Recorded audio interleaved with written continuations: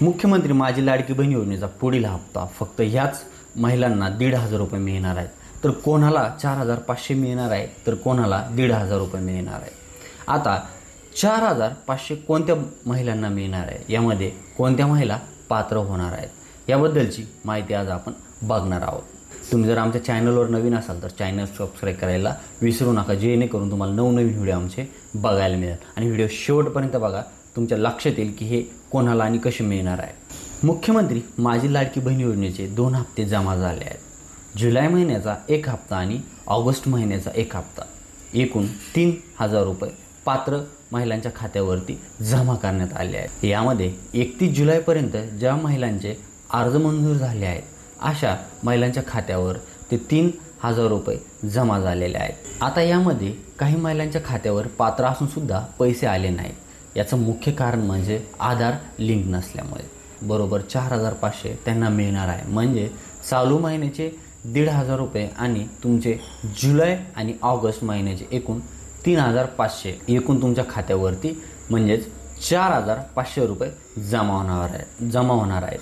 ज्या महिलांच्या आतापर्यंत अर्ज केले आहेत त्यांनी 31 ऑगस्टपर्यंत अर्ज भरू होणार आहेत. अशा महिलांच्या खात्यावरती सुद्धा 4,500 रुपये जमा होणार आहेत.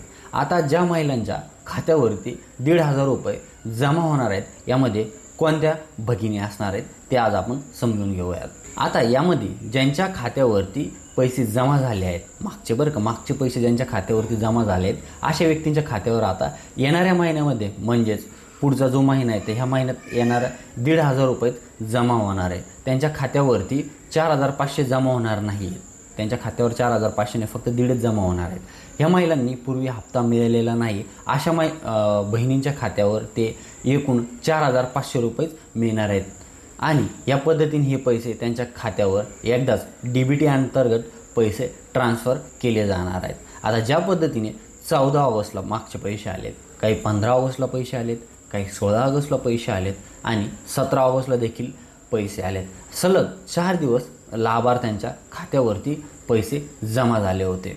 आता तशा पद्धतीने येणार नाही. एकदाच एनी टाईम सर्व महिलांना त्यांच्या खात्यावर पैसे ट्रान्सफर DBT अंतर्गत केले जाणार आहे. आता ज्या भगिनींच्या DBTला आधार लिंक नाही आहेत किंवा त्यांच्या बँकेला आधार लिंक नाही आहेत, त्यांनी लवकरात लवकर बँक पासबुकला आधार लिंक करून घ्या.